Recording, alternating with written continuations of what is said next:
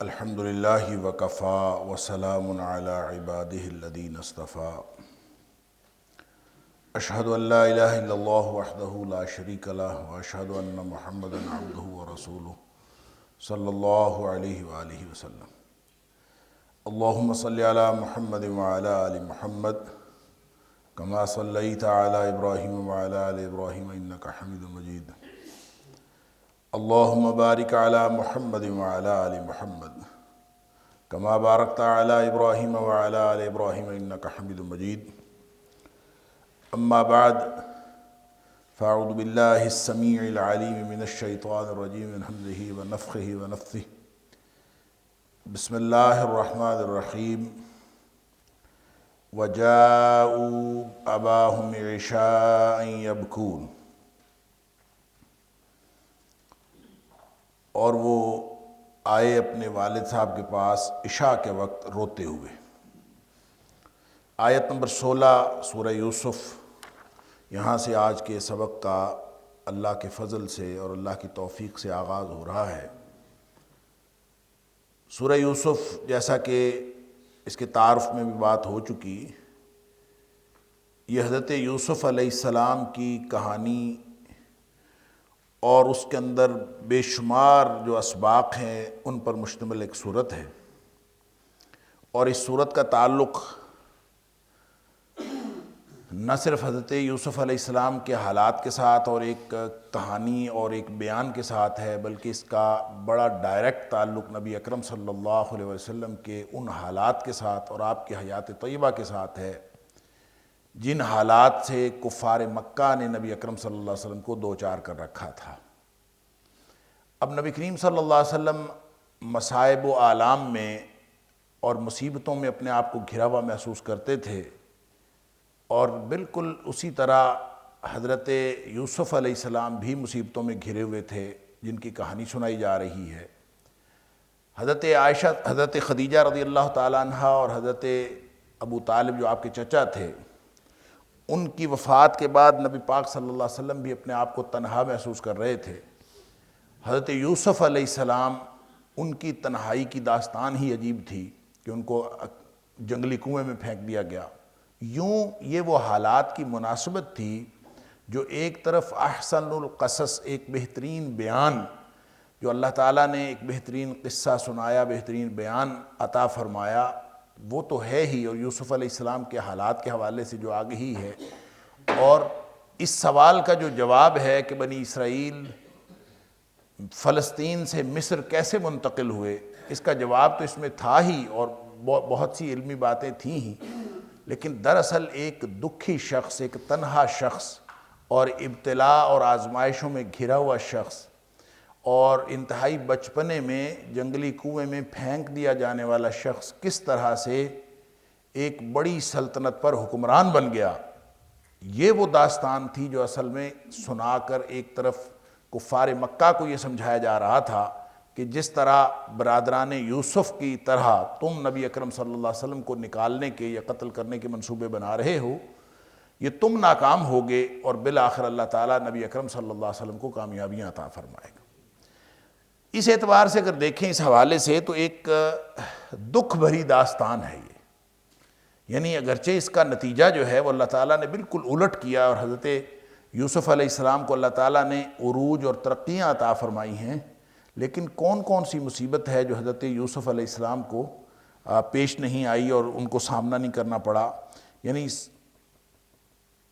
مفسرین نے لکھا ہے کہ یہ تو دکھ بھری داستان ہے، دکھوں کی اور مصیبتوں کی ایک داستان۔ حضرت یوسف علیہ السلام کے دکھوں کو ہی دیکھ لیجئے کہ سب سے پہلے تو بھائیوں کی جو خفیہ مکاری ہے اس کا دکھ جھیلنا پڑا، اپنے ہی بھائی آپ کو جنگل میں جا کے کنویں میں پھینک آئیں،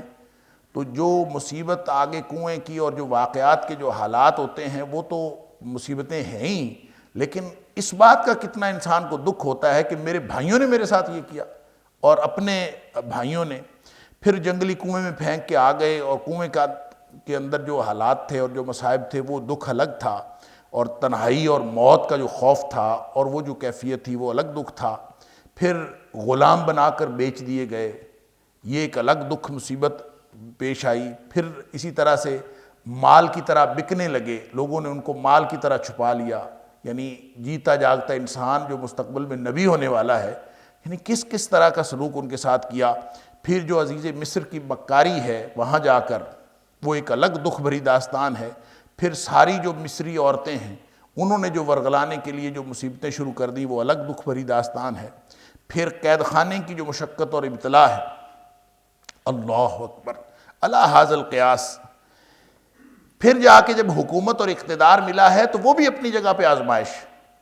مومن کی تو زندگی ہوتی ہی امتحان ہے، ہر انسان امتحان کے لیے پیدا ہوا ہے، تو وہ ایک الگ ابتلا اور آزمائش۔ اور پھر خاص طور پہ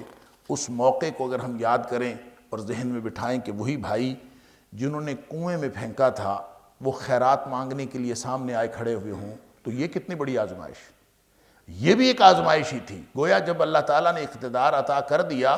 تو اس وقت بھی وہ آزمائش ہی آزمائش تھی۔ تو یہ وہ ساری آزمائشوں کی بھٹی ہے جس میں سے حضرت یوسف علیہ السلام کا ایک شاندار کردار نمایاں ہوتا ہے، اور بالآخر اللہ تعالیٰ نے حضرت یوسف علیہ السلام کو اقتدار نصیب کیا۔ نبی پاک صلی اللہ علیہ وسلم کو تسلی بھی ہے اس میں، کفار مکہ کو تنبیہ بھی ہے اس میں کہ یہ بالآخر تمہارے ساتھ بھی اسی طرح سے ہونے والا ہے۔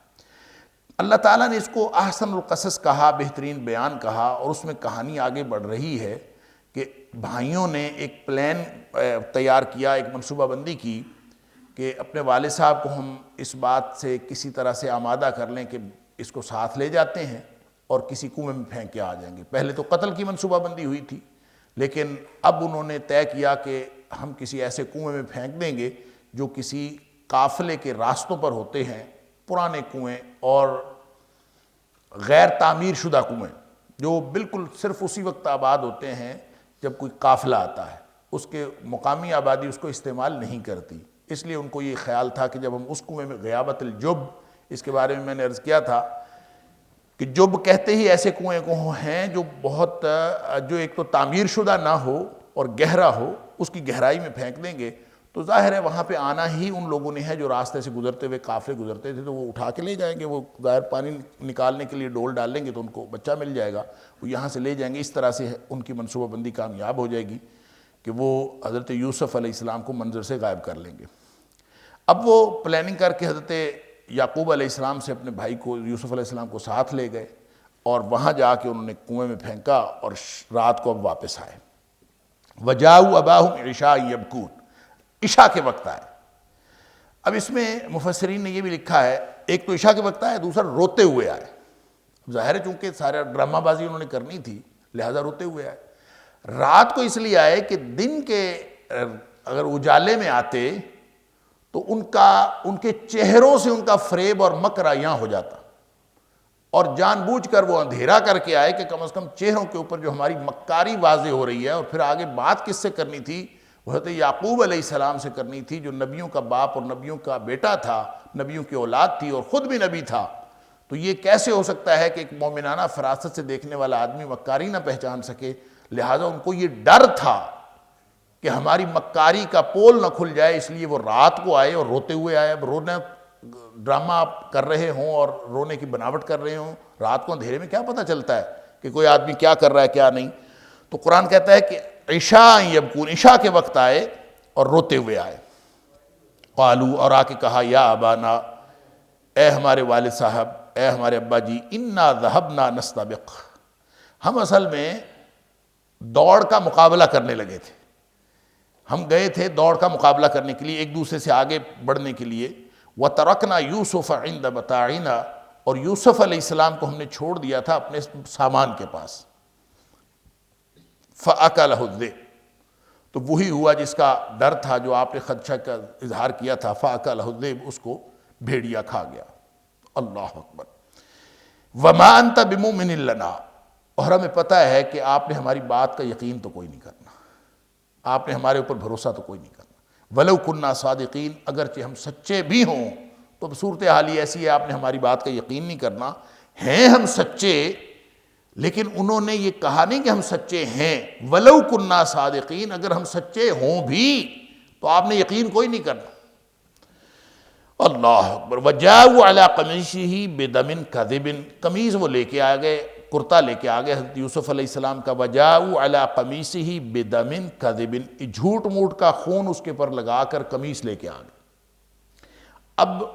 کہتے ہیں کہ انہوں نے کوئی بکری کا بچہ ذبح کیا اور اس کا سارا خون جو ہے حضرت یوسف علیہ السلام کی قمیص اتار لی تھی ان کو کنویں میں پھینکنے سے پہلے، تو اس کے اوپر سارا خون ڈال دیا اور وہ لا کے اپنے والد صاحب کے سامنے رکھ دیا کہ دیکھیں یہ خون لگا ہوا ہے اور یہ اس بات کا ثبوت ہے کہ اس کو بھیڑیا کھا گیا۔ اب ظاہر ہے کہ اگر بھیڑیے نے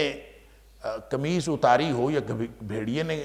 کھایا ہو تو قمیص بھی تو پھٹی ہوئی ہو، اس کو کچھ بھی نہیں ہوا تھا، وہ تو کوئی اتنا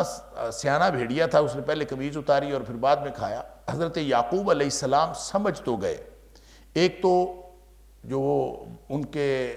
بیٹے جو تھے 11 کے 11 بیٹے بلکہ 10 بیٹے حضرت بنیامین کو ہٹا کے اس کے علاوہ ان سارے بیٹوں کے جو عام طور پہ جو عادات اور معمولات اور کرتوت تھے وہ ان کے سامنے تھے، ان کو معلوم تھا یہ کچھ نہ کچھ کر سکتے۔ دوسری بات یہ ہے کہ ہر شخص کو یہ بات سمجھ آ جاتی ہے کہ اگر بھیڑیے نے کھایا ہو تو قمیص کے اوپر بھی تو کوئی پھٹے ہوئے کا کوئی نشان ہونا چاہیے، کوئی اس کے ناخنوں کا نشان، کچھ بھی کوئی نشان نہیں تھا، وہ ثابت کی ثابت قمیص تھی۔ تو یہ دیکھ کر حضرت یعقوب علیہ السلام سمجھ تو گئے کہ بھیڑیے نے نہیں کھایا، لیکن ہوا کیا ہے یہ معلوم نہیں ہوا کہ کیا ہوا۔ یعقوب علیہ السلام اللہ کے نبی ہیں، جب اللہ بتا دے تو ہر چیز کا پتہ چل سکتا ہے۔ اب اپنی مومنانہ فراست سے یہ اندازہ تو لگا لیا کہ یہ جھوٹ بول رہے ہیں، یہ صحیح حقیقت مجھے نہیں بتا رہے، لیکن یہ پتہ نہیں چلا کہ ہوا کیا ہے۔ لہٰذا آگے سے ارشاد فرمایا قال بل سولت لکم انفسکم امرا، بلکہ مزین کیا ہے تمہارے لیے تمہاری نفسانی خواہشات نے ایک بات کو۔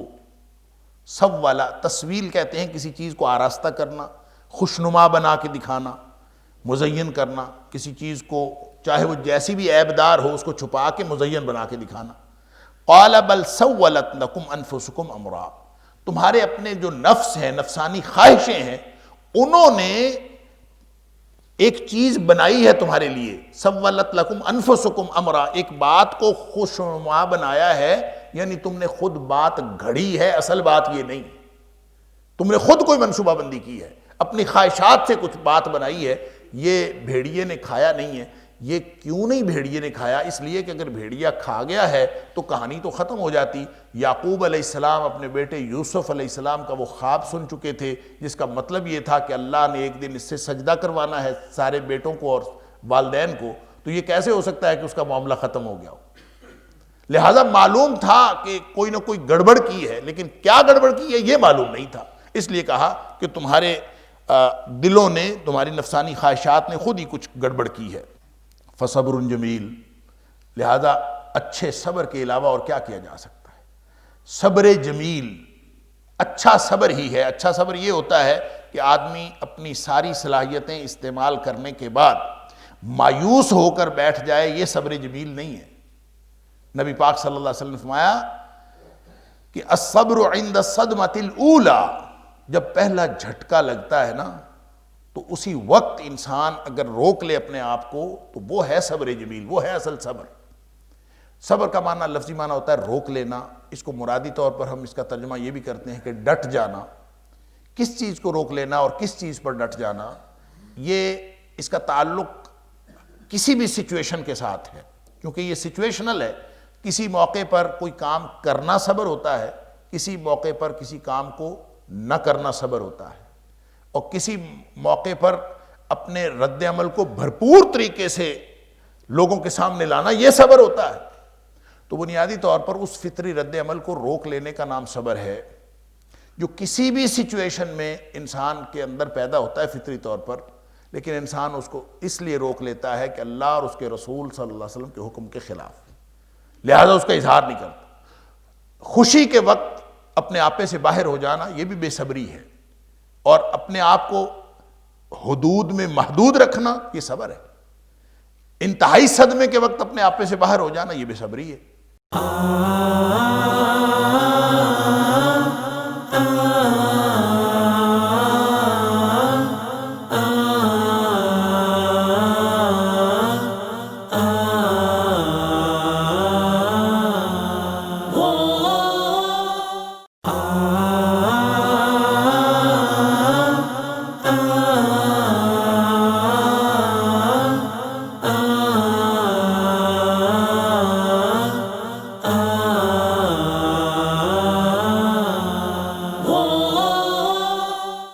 اور اپنے آپ کو محدود رکھنا کہ نبی کریم صلی اللہ علیہ وسلم نے واویلا کرنے سے منع کیا ہے، نہیں کرنا، روکنا، یہ صبر ہے۔ لہٰذا کسی بھی موقع پر، اور اسی طرح یا ایھا الذین آمنوا اصبروا وصابروا ورابطوا، جنگ کے اندر جب سامنے فوجیں ہوں تو وہاں ٹکرا جانا صبر ہوتا ہے، اس لیے کہ وہاں فطری طور پر انسان کے ذہن میں جو رد عمل پیدا ہوتا ہے بڑی فوج کو دیکھ کر، وہ یہی کہ نہ ہی لڑا جائے تو زیادہ اچھا ہے۔ آدمی کے ذہن میں یہ فطری رد عمل پیدا ہوتا ہے، لہذا وہاں ٹکرا جانا صبر ہے۔ علی ھذا القیاس، اس کی بے شمار مثالیں ہیں، پہلے بھی اس کے اوپر بہت ساری گفتگو ہو چکی، سورہ آل عمران کی آخری آیت کے حوالے سے بھی گفتگو ہو چکی اور بہت سارے مقامات پر، اور خاص طور پر جہاں کہ وَاسْتَعِینُوا بِالصَّبْرِ وَالصَّلَاةِ، سورہ بقرہ کے اندر جہاں ہم نے پڑھا تھا وہاں بڑی تفصیل سے گفتگو ہو چکی۔ لیکن صبر جمیل کیا ہوتا ہے کہ آدمی رد عمل دیے بغیر، رتی بھر رد عمل دیے بغیر، اور اپنے پاس کچھ نہ کچھ کہنے کا ملکہ، کچھ نہ کچھ کرنے کی قدرت ہونے کے باوجود صرف اللہ کے حکم کی وجہ سے خاموشی اختیار کر لے، اگر وہ خاموشی اختیار کرنے کا موقع ہو، یا بولنا شروع کر دے اگر وہ اللہ کا حکم بولنے کا ہو، اور ٹکرا جائے اگر اللہ کا حکم ٹکرا جانے کا ہو، حالات جیسے مرضی ہوں، اس کو کہتے ہیں صبر جمیل۔ لہٰذا حضرت یعقوب علیہ السلام اپنے بیٹوں کو برا بھلا کہہ سکتے تھے، کم از کم ان کو ڈانٹ ڈپٹ تو کر ہی سکتے تھے، اور کچھ نہیں تو کچھ بھی نہیں کیا۔ فصبر جمیل، واللہ المستعان، اللہ ہی سے مدد طلب ہے، واللہ المستعان، اللہ ہی سے مدد مانگی جاتی ہے، اسی سے مدد طلب ہے، علی ما تصفون، اس بات پر جو تم بنا کے آئے ہو، جو باتیں تم کر رہے ہو، اس کے بارے میں اور میں کیا کہہ سکتا ہوں، میں اللہ ہی سے مدد مانگتا ہوں۔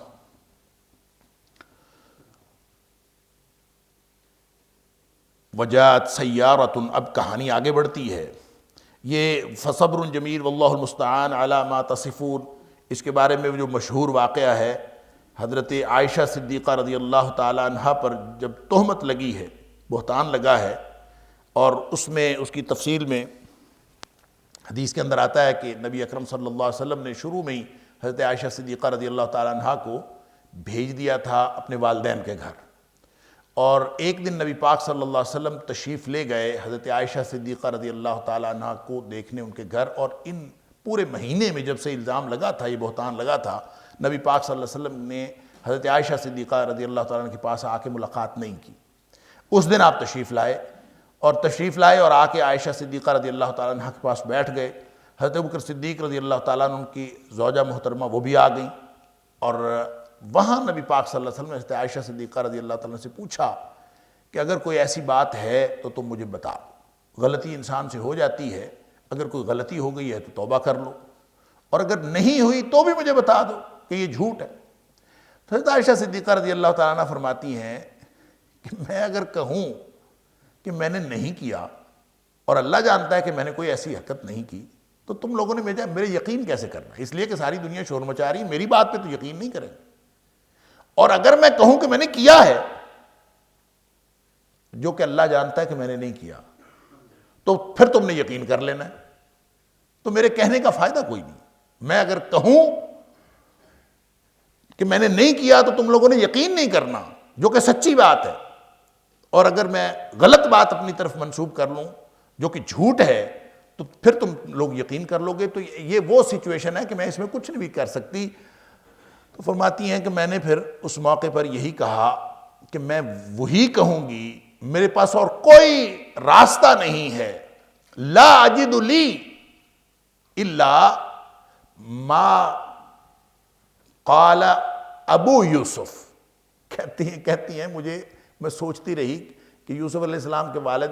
کنہوں نے یہ بات کہی تھی، کہتے مجھے نام ہی نہیں یاد آیا۔ غصے اور اضطراب کی کیفیت یہ تھی کہ مجھے یوسف علیہ السلام کے والد کا نام نہیں یاد آیا، تو میں نے کہا جو یوسف علیہ السلام کے والد نے کہا تھا نا، میں تو اس موقع پر وہی کہوں گی، اور وہ کیا ہے؟ فصبر جمیل واللہ المستعان علی ما تصفون۔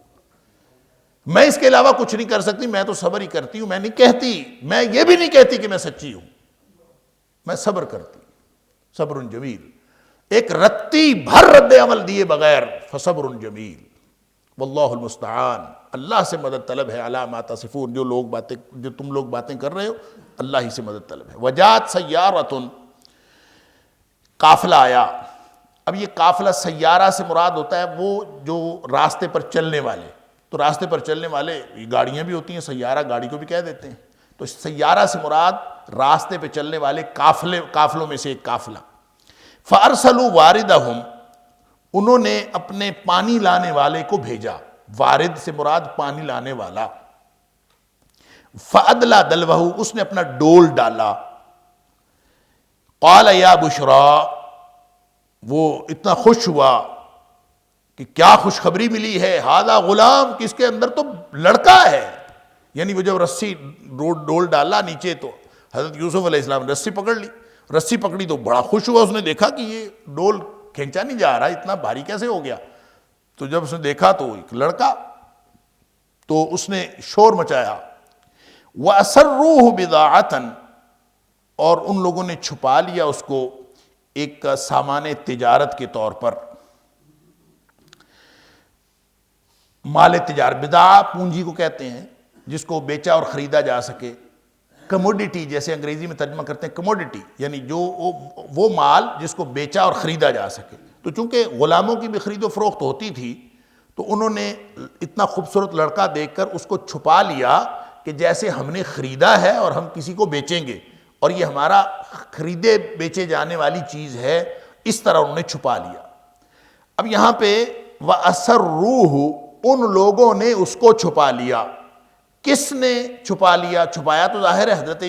یوسف علیہ السلام کو، چھپایا کس نے؟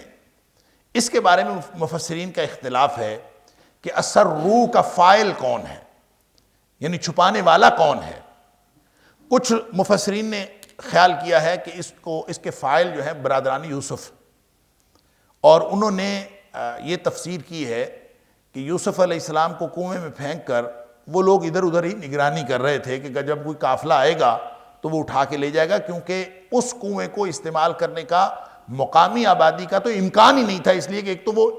آبادی سے دور تھا اور دوسرا وہ راستے پر تھا، لہٰذا کسی قافلے نے ہی آنا تھا تو انہوں نے نکالنا تھا۔ تو ایک طرح کے جو مفسرین ہیں ان کا خیال یہ ہے کہ اس کے فاعل اسرّوہ بضاعۃً، اس کو مال تجارت کے طور پر جنہوں نے چھپایا، یہ برادران یوسف ہی ہیں کہ یہ وہیں پہ موجود تھے کہ جو ہی قافلے والوں نے اس کو نکالا کنویں میں سے تو یہ وہاں پہ موجود تھے اور یہ وہاں اوپر پہنچ گئے، اور انہوں نے کہا کہ یہ ہمارا غلام ہے، اس کو ہم نے بیچنا ہے۔ اور پھر بیچنے والے بھی آگے ہے وَشَرَوْهُ، کہ اس کو بیچ دیا، تو بیچنے والے بھی برادران یوسف ہیں اور اس کو مال تجارت کے طور پر چھپانے والے بھی برادران یوسف ہیں۔ چھپانا اس لیے کہا کہ انہوں نے یہ بتایا ہی نہیں کہ یہ ہمارا بھائی ہے، نہ ہی حضرت یوسف علیہ السلام نے بتایا کہ میں ان کا بھائی ہوں، کیونکہ ان کو ڈر تھا کہ کہیں یہ مجھے قتل نہ کر دیں۔ یہ میں ایک طرح کی تفسیر اور ایک طرح کے مفسرین کا موقف بیان کر رہا ہوں۔ اور انہوں نے جو ہی نکالا تو انہوں نے کہا جی یہ تو ہمارا غلام ہے، ہم نے یہاں پہ رکھا ہوا تھا تو ہم نے اس کو بیچنا، لہٰذا انہوں نے مال تجارت کے طور پر اس کو ظاہر کیا اور پھر بعد میں اس کو بیچ دیا، جو اگلی آیت میں ہے کہ انہوں نے چند گنتی کے درہم لے کر اس کو بیچ دیا انتہائی کم قیمت میں، اس لیے کہ ان کو زیادہ یہ بیچنے میں اور اس کی قیمت میں تو زیادہ دلچسپی نہیں تھی، لہٰذا انہوں نے بیچ دیا۔ بیچنے والے بھی برادران یوسف اور چھپانے والے بھی برادران یوسف، یہ ایک طرح کی تفسیر۔ دوسری تفسیر یہ ہے کہ یہ برادران یوسف تو پھینک کے کنویں میں چلے گئے تھے، وہ تو دوبارہ نہیں آئے۔ اسرّو کا فاعل جو ہے وہ قافلے والے ہی ہیں جنہوں نے ان کو کنویں سے نکالا تھا، کہ کنویں سے نکال کر انہوں نے جو ایک دو تین لوگ وہاں آئے ہوں گے جنہوں نے آ کے کنویں سے نکالا، انہوں نے چھپا لیا، یہ نہیں بتایا کہ یہ لڑکا ہمیں کنویں سے ملا ہے، بلکہ جیسے کسی نے اپنا ذاتی غلام خریدا ہوا ہوتا ہے، انہوں نے باقی قافلے والوں سے چھپایا تاکہ دوسروں کو جب پتہ چلے گا تو وہ بھی اپنا حصہ اس میں سے جتائیں گے کہ یہ اگر آپ کو اس طرح سے کنویں میں سے ملا ہے تو ہم سب اس کے اندر حصے دار ہیں، وہ سب اپنی ملکیت جتائیں گے، اس لیے انہوں نے چھپا لیا تھا۔ اور بعد میں بیچا بھی انہوں نے ہی جا کے اگلے قافلے والوں کو بیچا، یا پھر انہوں نے جا کے مصر میں بیچا۔ یہ بھی مفسرین کا اختلاف ہے، بعض لوگوں کا خیال یہ ہے کہ جس قافلے نے کنویں سے نکالا تھا وہ اور قافلہ تھا، پھر ایک قافلہ مصر کو جا رہا تھا، انہوں نے اس قافلے والوں کو بیچ دیا تھا، اس طرح سے حضرت یوسف علیہ السلام مصر پہنچے، یا وہی قافلہ جنہوں نے نکالا اور وہ مصر جا رہے تھے اور مصر پہنچے۔ ان دونوں باتوں میں کہ اس کا فاعل قافلے والے تھے یا اس کا فاعل برادران یوسف تھے، برادران یوسف والی بات اس لیے زیادہ قرین قیاس محسوس نہیں ہوتی کہ برادران یوسف اگر آ کے اس کو چھپائیں گے اور اس کو چھپا کے پھر بیچیں گے، ان کو یہ ڈرامہ سارا کرنے کی ضرورت کیا تھی؟ اس لیے کہ نہ تو ان کو قیمت میں دلچسپی تھی اور نہ ہی ان کو کوئی خرید و فروخت میں دلچسپی تھی۔ ان کی اصل دلچسپی تو یہ تھی جو پیچھے قرآن بیان کر آیا ہے کہ یوسف علیہ السلام کو منظر سے ہٹایا جائے، لہٰذا وہ منظر سے ہٹا چکے تھے، وہ کنویں میں پھینک چکے تھے، اور اس امید پر کہ کوئی قافلہ آئے گا اور وہ لے جائے گا۔ تو قافلہ آیا اور انہوں نے اٹھا کے نکالا اور نکال کے اس کو چھپایا، تو یہ قافلے والوں نے کیا، برادران یوسف کا تو اس کے ساتھ تعلق ہی کوئی نہیں۔ تو یہی بات زیادہ قرین قیاس محسوس ہوتی ہے کہ قافلے والے ہی اسروہ بدعۃ، لہٰذا سیدھی سیدھی کہانی، سیدھی سیدھی بات کہ جنہوں نے نکالا تھا انہوں نے ہی چھپایا، اس کو انہوں نے چھپا لیا تاکہ باقی قافلے والوں کو نہ پتہ چلے۔ واللہ علیم بما یعملون، اور اللہ تعالیٰ خوب جانتا ہے جو کچھ وہ کر رہے تھے۔ اب دیکھیں یہ جو فقرہ ہے ویسے تو یہ کہانی سے متعلق ہے، لیکن اس کو آپ دیکھتے جائیں کہ جستہ جستہ جہاں کہیں اللہ کریم کے اس طرح کے ارشادات ہیں، وہ دراصل نبی پاک صلی اللہ علیہ وسلم کے حالات کے ساتھ اس کو ریلیٹ کرنا، نبی کریم صلی اللہ علیہ وسلم کے حالات پر انطباق کرنا اس کا، کہ واللہ علیم بما یعملون، جو کچھ وہ کر رہے تھے اللہ کو سب معلوم تھا۔ اللہ کو معلوم تھا کہ یہ چھپا رہے ہیں، اللہ کو معلوم تھا کہ کنویں میں یوسف پڑا ہے، اللہ کو معلوم تھا کہ اس کو اب مال تجارت کے طور پر انہوں نے چھپا لیا، اب جا کے بیچیں گے، لیکن اللہ تعالیٰ نے اس میں اپنے قانون مہلت کے تحت اور اپنی حکمتوں کے تحت اس کے اندر مداخلت نہیں فرمائی۔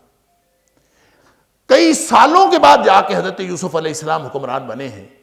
اور اللہ کو یہ جو سارے مراحل، جو ساری مصیبتوں کے جتنے مراحل تھے، جتنی دکھ بھری داستان تھی، ہر دکھ کے مرحلے پر اللہ کو خوب معلوم تھا۔ یہ نبی اکرم صلی اللہ علیہ وسلم کو بتانا مقصود ہے کہ اے اللہ کے رسول صلی اللہ علیہ وسلم، آپ اگر آج دکھی ہیں، اگر آپ کے اوپر مصائب و آلام یا آپ کے ساتھیوں کے اوپر مصائب و آلام کے پہاڑ توڑے جا رہے ہیں، تو اللہ کو خوب معلوم ہے۔ اور ساتھ یعنی اس کا مطلب یہ نہیں ہے کہ اللہ کو معلوم نہیں ہے، جس طرح یوسف علیہ السلام اللہ کے معلوم ہونے کے باوجود کنویں میں پھینکے گئے اور اللہ کو معلوم ہونے کے باوجود مال تجارت کے طور پر چھپائے گئے اور مال تجارت کے طور پر بیچے گئے، اور بعد میں جا کے اس کا نتیجہ نکلا، بعینی ہی اللہ کو خوب معلوم ہے کہ آپ کے کیا حالات ہیں، اس کا بھی نتیجہ اسی طرح نکلنے والا ہے۔ اور جس طرح ذلیل و رسوا ہوئے برادران یوسف، اسی طرح رسوائی مکہ والوں کے مقدر میں لکھی ہے، جو اس وقت آپ کا عرصہ حیات تنگ کرنے کی کوشش میں ہے۔ واللہ علیم بما یعملون کے اندر یہ سارے پہلو ایک چھوٹے سے فکرے کے اندر پوشیدہ ہے۔ پوری داستان جو ہے وہ چسپاں ہو رہی ہے نبی اکرم صلی اللہ علیہ وسلم کے حالات کے اوپر۔ وَشَرَوْهُ بِثَمَنٍ بَخْسٍ، انہوں نے بیچ ڈالا، انہوں نے سے مراد پھر وہی ہے جنہوں نے اسروہ کیا تھا انہوں نے بیچ ڈالا، جنہوں نے اسروہ کیا تھا وہی وشروہ کیا، انہوں نے اس کو بیچ ڈالا۔ اللہ اکبر، پہلے مال تجارت کے طور پر چھپایا، اب بیچ ڈالا۔ اب مصر میں جا کے بیچا ایک روایت کے مطابق، اور ایک روایت کے مطابق دوسرے قافلے والوں کو بیچا جو مصر میں لے گئے، لیکن مصر میں جا کے بیچا زیادہ قرین قیاس ہے کہ اگلی آیت اس کی تائید کرتی۔ بثمن بخس، قیمت بھی انتہائی کم، بخس کا مطلب ہوتا ہے انتہائی کم یا عیبدار، یہ بہت ہی جس کے اندر اتنی کمی ہو کہ جو اصل سے گری ہوئی ہو۔ یہ قرآن نے بخس کا لفظ استعمال کیا ہے، جہاں سورہ بقرہ میں ہم پڑھ آئے ہیں آیت دین میں وَلَا يَبْخَسْ مِنْهُ شَيْئًا،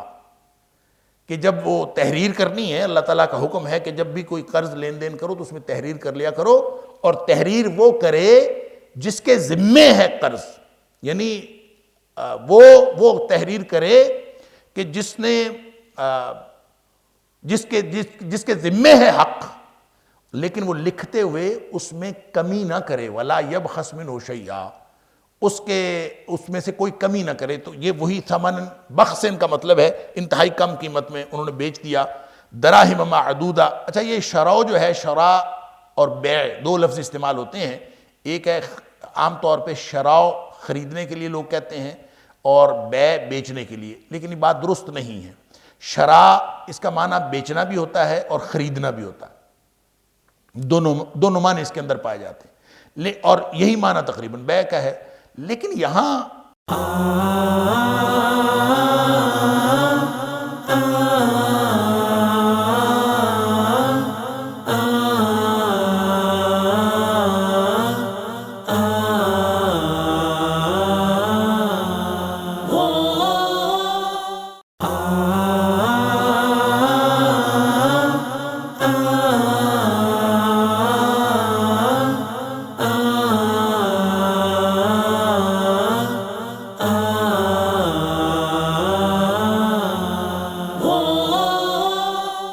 اس کی وجہ یہ ہے کہ دونوں معنوں کا احتمال اس لیے پایا جاتا ہے کہ یہ جو کرنسی نوٹوں سے خرید و فروخت ہے یہ تو اب شروع ہوئی ہے،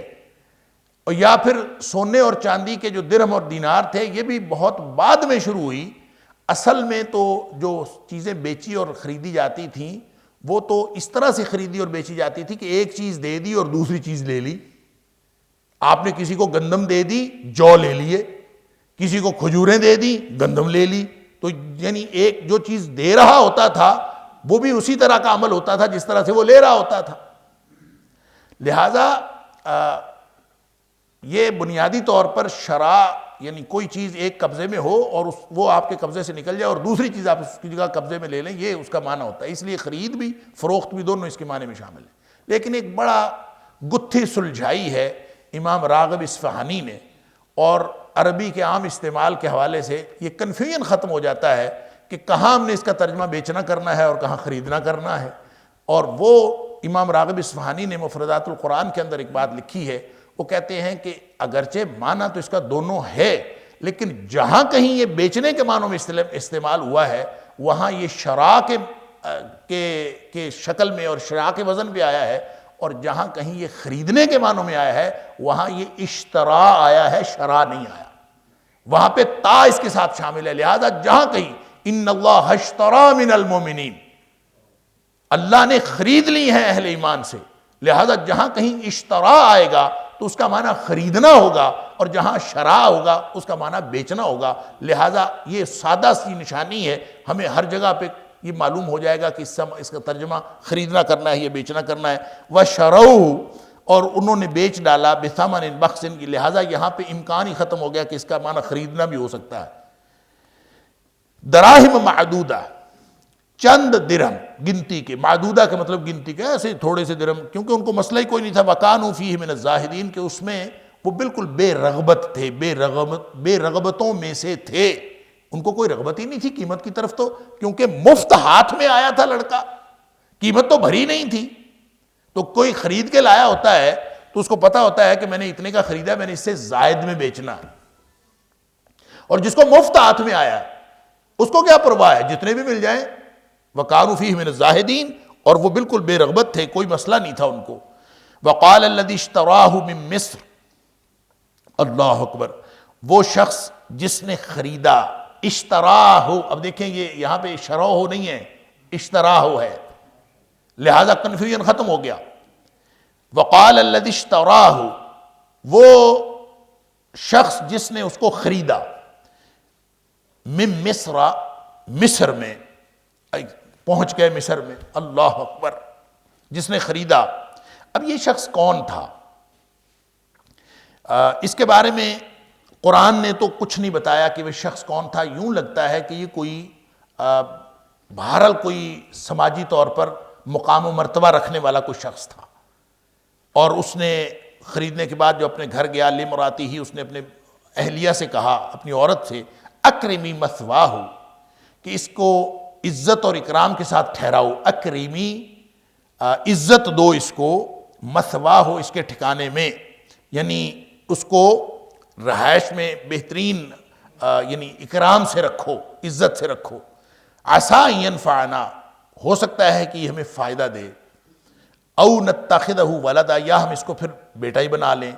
وکذالک مکننا لیوسف فی الارض، یوں ہم نے جگہ دے دی، قرار دے دیا، تمکین دے دی، لیوسف، یوسف علیہ السلام کو فی الارض، زمین میں رہنے کی جگہ دے دی، ولنعلمہ من تاویل الحدیث، اور اس لیے بھی کہ تاکہ ہم اس کو سکھائیں معاملہ فہمی باتوں کی حقیقت سکھائیں۔ واللہ غالب علی امرہ، اور اللہ اپنے کاموں کے اوپر غالب آنے والا ہے۔ ولکن اکثر الناس لا یعلمون، لیکن اکثریت لوگوں کی اس بات کو نہیں جانتی۔ اب یہ کون شخص تھا جس نے خریدا؟ اس کے بارے میں بائبل کہتی ہے کہ اس شخص کا نام تھا فوتیفار، اور یہ اعلیٰ عہدیدار تھا مصر کی حکومت میں، یعنی حکمران نہیں تھا مصر کا، لیکن ان حکومت کا کوئی اعلیٰ عہدیدار تھا، یا تو کوئی وزیر تھا اور یا پھر اس کے جو ارکان دولت میں سے تھا۔ اور بعض نے یہ لکھا ہے کہ یہ جو شاہی باڈی گارڈز تھے ان کا سب سے بڑا افسر تھا۔ تو بہرحال اس کا یعنی پورے مصر کے اندر ایک بڑا ٹیکا تھا اور ایک بڑا ایک سماجی مقام و مرتبہ رکھنے والا کوئی شخص تھا۔ تو اس کے گھر میں اس نے جب خریدا تو وہ دیکھتے ہی پہچان گیا کہ یہ جو لڑکا ہے غلام نہیں لگتا، یہ کسی خاندانی پس منظر کا شخص لگتا ہے، کسی بڑے خاندان کا۔ اور دیکھیں ایک ایسا شخص جس کو اللہ نے، نبی اکرم صلی اللہ علیہ وسلم نے فرمایا، جو معراج والی حدیث ہے اس میں نبی پاک صلی اللہ علیہ وسلم فرماتے ہیں کہ میری جب ملاقات یوسف علیہ السلام سے ہوئی، سبحان اللہ، تو فرمایا اللہ تعالیٰ نے یوسف علیہ السلام کو کائنات کا نصف حسن دیا، نصف حسن حضرت یوسف علیہ السلام کو دیا۔ تو یوسف علیہ السلام اتنے خوبصورت اور پھر مستقبل میں جس نے نبی ہونا ہے اس کے چہرے پر نجابت و شرافت و سعادت اور خیر و برکت کی کتنا اظہار ہو رہا ہوگا، لہٰذا وہ ایک حکومتی عہدیدار تھا، سیانہ آدمی تھا، اور اس نے دیکھتے ہی پہچان لیا کہ یہ اتنا سستا مل گیا ہے لیکن یہ غلام محسوس نہیں ہوتا، اس کو گھر میں لے جاؤں۔ اور جا کے اس نے اپنی اہلیہ سے کہا کہ اس کو عزت کے ساتھ ٹھہرانا ہے، وقار کے ساتھ، غلاموں کی طرح نہیں ٹھہرانا۔ ہو سکتا ہے ہم اس کو اپنا بیٹا ہی بنا لیں، اس لیے کہ اس کو گھر میں یہ بہت سارے کام کرے گا، اور اس کی شرافت و نجابت سے، ان کی صلاحیتوں سے گویا اس نے اندازہ کر لیا کہ یہ تو میرے لیے بہت زیادہ معاون ہو سکتا۔ اللہ اکبر۔ اور گھر کے معاملات میں یوں حضرت یوسف علیہ السلام دخیل ہو گئے کہ حضرت یوسف علیہ السلام کی جو ذاتی صلاحیتیں تھیں، اس نے جس شخص نے خریدا اس نے خرید کے جا کے اپنے گھر اس کو غلاموں کی طرح نہیں رکھا، بلکہ گھر کے بہت سارے امور اس کے سپرد کر دیے، یوسف علیہ السلام کے سپرد کر دیے۔ یعنی مفسرین نے یہاں تک لکھا ہے کہ یوسف علیہ السلام، اب دیکھیں یوسف علیہ السلام اس وقت کتنی عمر کے تھے، اس پر بات گزشتہ درس میں ہو چکی کہ یہ کوئی ٹائم لائن ہم طے نہیں کر سکتے، اس لیے کہ جو ٹائم لائن ہمیں بائبل کے سورسز سے ملتی ہے وہ ٹائم لائن حضرت یوسف علیہ السلام کے واقعات کے ساتھ میل نہیں کھاتی۔ یعنی ان کا تو خیال یہ ہے کہ حضرت یوسف علیہ السلام جب کنویں میں پھینکے گئے تھے تو ان کی عمر 17 سال تھی، اور پھر 3 سال وہ یہ عزیز مصر کے گھر میں رہے، اور پھر اس کے بعد 10 سال وہ رہے جیل میں۔ 30 سال کی عمر میں ان کو نبوت ملی اور حکومت ملی، اور پھر اس کے بعد جو ہے وہ 80 سال انہوں نے حکومت کی ہے، اور کل عمر جو حضرت یوسف علیہ السلام نے پائی وہ 110 سال تھی۔ بائبل کی ٹائم لائن تو یہ ہے، لیکن یہ ٹائم لائن کسی صورت بھی درست نہیں ہو سکتی، اس لیے کہ یہ جو واقعات ہم نے پڑھ لیے ہیں، یہ جو حضرت یوسف علیہ السلام کے بارے میں ان کے بھائیوں کی گفتگو حضرت یعقوب علیہ السلام کے ساتھ کہ جناب اس کو ہمارے ساتھ بھیج دیں، آپ اس کی ہر وقت نگرانی کرتے رہتے ہیں، اس کی کیا ضرورت ہے؟ تو 17 سال کا نوجوان ہو تو اس کی نگرانی کی کیا ضرورت ہوتی ہے؟ مطلب جنگل کے ماحول میں اور دیہاتی بیک گراؤنڈ میں تو 14-15 سال کا بچہ وہ جوان ہو جاتا ہے، بالغ ہو جاتا ہے، تو پھر 17 سال کا تو کڑیل جوان ہونا چاہیے۔ تو اس کو کنویں میں پھینک دینا یا پھر مسابقہ کرتے ہوئے اس کو اپنے سامان کے پاس بٹھا دینا، تو یہ تو بالکل چھوٹے بچے کو بٹھایا جا سکتا ہے، اور چھوٹے بچے کو کنویں میں پھینکا جا سکتا ہے، اور چھوٹے بچے کے لیے یہ کہا جا سکتا ہے کہ اس کو ہمارے ساتھ بھیجیں، یرتع و یلعب، کہ چرے چگے گا اور کھیلے گا، تو چھوٹے بچوں کے لیے۔ لہٰذا یہ بائبل کی بتائی ہوئی جو عمر ہے اور وہ جو ٹائم لائن ہے وہ تو درست نہیں ہے، لیکن حضرت یوسف علیہ السلام کتنی عمر کے تھے واللہ اعلم۔ بچپن میں تھے، اور بچپن میں ہی کسی شخص کو دیکھ کر یہ کہا جا سکتا ہے کہ ہم اس کو بیٹا بنا لیتے ہیں، کہ ہو سکتا ہے کہ یہ ہمیں کام دے، ہم سے اس سے فائدہ حاصل ہو، اور اس کو بیٹا بنا لیتے ہیں، کیونکہ جن مقاصد کے تحت وہ اس کو استعمال کرنا چاہتا تھا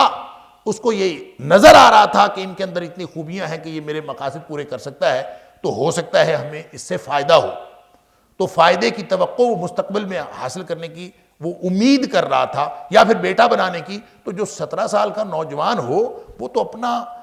زندگی کا مقصد طے کر چکا ہوتا ہے، اور وہ اپنے تو معاملات کا خود عادی ہو چکا ہوتا ہے، لہٰذا اس کو آپ کوئی نئی چیز سکھا تو نہیں سکتے، اور اس طرح سے اس کو بیٹا بنا کے اور یہ ساری کیفیات یہ درست محسوس نہیں ہوتی. لیکن کتنے سال وہاں رہے، تو بائبل کا یہ بیان کہ 3 سال رہے یہ بھی درست نہیں. پتہ نہیں کتنے سال رہے، ہو سکتا ہے بچپن میں آئے ہوں اور پھر جوانی تک رہے، اس لیے کہ آگے جو واقعہ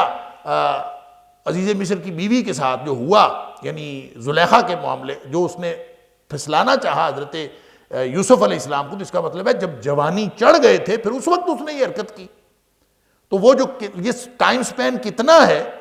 واللہ عالم، ہم اس کے بارے میں کوئی بات نہیں کر سکتے. لیکن یہ ایک بات سمجھ آتی ہے کہ جب یہ اس کے گھر گئے تو یہ بچے تھے، اور جب وہاں سے نکلے تو یہ جوان تھے، 20 سال کے تھے یا 30 سال کے تھے، واللہ عالم، یہ اللہ ہی جانتا ہے کہ اس وقت ان کی عمر کتنی تھی. لیکن جو بات یہاں قرآن پاک کی اس آیت سے واضح ہوتی ہے وہ یہ، جس کی طرف ہمیں غور کرنا چاہیے، وہ یہ ہے کہ حضرت یوسف علیہ السلام کو بطور غلام اس گھر میں اگر ٹھکانہ مل بھی جاتا تو پھر اللہ کا یہ فرمان کہ کذالک مکننا لیوسف فی الارض، ہم نے زمین میں ان کو ٹھکانہ دے دیا. غلامی کی زندگی کوئی ٹھکانہ نہیں ہوتی. تو اللہ نے یہ آیات کا یہ اسلوب یہ بتاتا ہے کہ حضرت یوسف علیہ السلام کو اپنے گھر لے گیا، اور اس نے اپنے گھر کے سارے امور آہستہ آہستہ ان کو سکھائے، اور سکھانے کے بعد ان کے سپرد کر دے. اور پھر وہ خود بے فکر ہو گیا، اور سارے گھر کے معاملات جو ہیں وہ حضرت یوسف علیہ السلام کے ہاتھ میں آ گئے. اور یوسف علیہ السلام نے آہستہ آہستہ ان کو اپنے معاملات میں اپنے گھر، اپنی جو ان کی بہترین تدبیر تھی اور معاملہ فہمی تھی، اس کے لیے ایک ٹریننگ کی ضرورت تھی نا، کہ حضرت یوسف علیہ السلام نے آگے جا کے حکمران بننا تھا، آگے جا کے امور مملکت چلانے تھے. لہٰذا وہ معاملہ فہمی اللہ نے سکھانی تھی، اس کی ٹریننگ اللہ تعالیٰ نے عزیز مصر کے گھر میں کی ہے. یہ جو آپ دیکھیں نا، اب آپ اس کو پڑھیں تو وَكَذَلِكَ مَكَّنَّا لِيُوسُفَ فِي الْأَرْضِ، یوں ہم نے زمین میں اس کو ٹھکانہ دیا، جگہ دی، وَلِنُعَلِّمَهُ مِن تَأْوِيلِ الْأَحَادِيثِ، اور تاکہ ہم اس کو معاملہ فہمی بھی سکھا دیں. گویا حضرت یوسف علیہ السلام نے جو معاملہ فہمی سیکھی ہے، جو مختلف امور کو سر انجام دینے کی جو تدبیر سیکھی ہے، اس کے اندر اس کے گھر میں جو قیام تھا اس کا بھی دخل ہے. اور یوں فرمایا واللہ غالب علی امرہ ولکن اکثر الناس لا یعلمون. اب اللہ اس غلامی کے طور پر بیچے جانے والے بچے سے کیا کام لینا چاہتا ہے، اور کس کس طرح سے اس کی ٹریننگ ہو رہی ہے، اس کی کردار کی پختگی کو یقینی بنایا جا رہا ہے. اب یہ اللہ نے جو کام کرنا ہوتا ہے اللہ کر کے ہی رہتا ہے. ولیکن اکثر الناس لا یعلمون، لوگوں کو معلوم نہیں ہوتا. اب وہ تو بھائی تو پھینک کے چلے گئے تھے کنویں میں، ان کا خیال تھا کہ معاملہ ختم ہو گیا، اور اللہ نے جو کرنا تھا وہ ہو کے رہا. اب اس کو ساتھ ہی ساتھ آپ چسپاں کرتے جائیے نبی اکرم صلی اللہ علیہ وسلم کے حالات پر کہ واللہ غالب علی امرہ ولکن اکثر الناس لا یعلمون. لوگوں کو معلوم نہیں ہے، اللہ نے جو کرنا ہے وہ ہو کر رہے گا. اللہ نے اپنے بندے نبی اکرم محمد کریم صلی اللہ علیہ وسلم کو بھی کامیاب کرنا ہے، اور یہ ہو کر رہے. لوگوں کو معلوم نہیں ہے، یعنی اہل مکہ نہیں جانتے. وَلَمَّا بَلَغَ أَشُدَّهُ آتَيْنَاهُ حُكْمًا وَعِلْمًا وَكَذَلِكَ نَجْزِي الْمُحْسِنِينَ. اور جب وہ اپنے جوبن پر پہنچا، وَلَمَّا بَلَغَ أَشُدَّهُ، کمال کو پہنچا، جوانی کو پہنچا، کوئی بھی ترجمہ کر لیں. فَلَمَّا بَلَغَ أَشُدَّهُ، اپنی قوت کو پہنچا. آتَيْنَاهُ حُكْمًا، ہم نے اس کو حکم عطا کیا. حکم کے دو معنی ہو سکتے ہیں، قوت فیصلہ بھی ہے اور اقتدار بھی ہے. حکم دو معنوں میں عام طور پہ استعمال ہوا ہے، یا قوت فیصلہ ہے اور یا پھر اس سے مراد اقتدار ہے. جب وہ اپنے جوبن کو پہنچ گیا تو ہم نے اس کو اقتدار دیا یا قوت فیصلہ عطا فرمائی، وعلما، اور اس کو علم عطا کیا. وَكَذَلِكَ نَجْزِي الْمُحْسِنِينَ، اور اسی طرح ہم نیکوکاروں کو، احسان کرنے والوں کو اسی طرح سے بدلہ دیتے ہیں. اب یہ والا جو فقرہ ہے اس کے بارے میں مفسرین کو مختلف قسم کا احتمال ہوا ہے. ایک تو احتمال اس کا یہ ہے کہ اس کا تعلق کسی کہانی کے ساتھ، اسی سیکوینس کے ساتھ ہے، اور اگر اس کا تعلق سیکوینس کے ساتھ ہو تو پھر یہاں ہمیں یہ ماننا پڑے گا وَلَمَّا بَلَغَ أَشُدَّهُ، یہ قرآن حکیم میں استعمال ہوا ہے کہ کسی بھی نبی کے لیے جب استعمال ہوا فلما بلغ اشدہ، تو اس کا مطلب یہ ہوتا ہے کہ وہ عمر نبوت کو پہنچ گیا، یا پھر اس کا تعلق جوانی کو پہنچنے کے ساتھ بھی ہو سکتا ہے، یا پھر اس کا تعلق کسی ایسی عمر کو پہنچنے کے ساتھ ہو سکتا ہے جب انسان کی قوتیں بدرجہ کمال اس کو حاصل ہو جائے۔ وہ کون سی عمر ہے؟ اس کے بارے میں ابن عباس رضی اللہ تعالیٰ کا خیال ہے کہ 33 سال کی عمر، کہ 33 سال کو پہنچ گئے۔ حضرت اکرمہ رضی اللہ تعالیٰ کا قول ہے 25 سال کی عمر کو پہنچ گئے، ایک اور قول ہے 40 سال کی عمر کو پہنچ گئے۔ تو یہ ہم کچھ نہیں کہہ سکتے کہ کتنی عمر کو پہنچ گئے، اور اگر اس کو عمر نبوت کے ساتھ کریں تو اس کا مطلب ہے عمر نبوت تو 40 سال کی ہے، اور اگر حضرت یوسف علیہ السلام کو 40 سال کی عمر میں نبوت ملی ہے تو اس سیکونس میں جب کہ جو زلیخا کا حضرت یوسف علیہ السلام کو اپنی دام میں پھنسانے کی کوشش کرنا ہے وہ اس کے بعد ہے، تو اس کا مطلب یہ ہوگا کہ حضرت یوسف علیہ السلام کو اس سے پہلے نبوت مل چکی تھی اور عمر نبوت کو پہنچ چکے تھے، تو اگر وہ 40 سال کو پہنچ چکے تھے تو کوئی خاتون بھی دنیا میں ایسی نہیں ہے کہ اگر اس کہانی کو دیکھا جائے اور جس طرح حضرت یوسف علیہ السلام کی جوانی کو قرآن واضح کر کے بتاتا ہے، اور جس طرح سے ساری مصر کی جو دیگر خواتین تھی وہ بھی حضرت یوسف علیہ السلام کے حسن سے متاثر ہو کے اپنے ہاتھ کاٹ بیٹھی تھی جو آگے آ رہا ہے، تو اس سارے سیناریو سے یہ پتہ چلتا ہے کہ حضرت یوسف علیہ السلام کی اس وقت عمر جو تھی وہ تو چڑھتی جوانی تھی، وہ ڈھلتی جوانی نہیں ہو سکتی، وہ تو چڑھتی جوانی۔ لہذا فلما بلغ اشدہ، دیکھیں اس ساری گفتگو کے تناظر میں جب آپ اس آیت کو سمجھنے کی کوشش کریں گے تو پھر یہ آیت اپنا آپ خود بتاتی ہے کیا؟ یہ اصل میں جملہ معترضہ ہے، اس کا تعلق ہے واللہ غالب علی امرہ کے ساتھ۔ یہ پیچھے جو آیا نا واللہ غالب علی امرہ، جملہ معترضہ ایسے جملے کو کہتے ہیں کہ جو چلتی ہوئی کہانی میں درمیان میں ایک ایسا جملہ آئے کہ جس کا تعلق معنوی طور پر اس سچویشن کے ساتھ ہو لیکن ظاہری طور پر اس سچویشن سے باہر ہو، اس کو جملہ معترضہ کہتے ہیں۔ آپ اگر مختلف قسم کے رذائل اخلاق کا ذکر کر رہے ہو کہ یہ بھی غلط ہے، یہ بھی غلط ہے، یہ بھی غلط ہے، اور درمیان میں آپ کہیں کہ جھوٹ نہ بولا کرو، اور پھر آپ کہتے جائیں کہ یہ بھی غلط ہے، یہ بھی غلط ہے، تو جو جھوٹ نہ بولا کرو ہے تو جملہ معترضہ کہ باقی اسلوب سے مختلف ہے لیکن اس کا معنوی طور پر تعلق اسی سیکوینس کے ساتھ ہے۔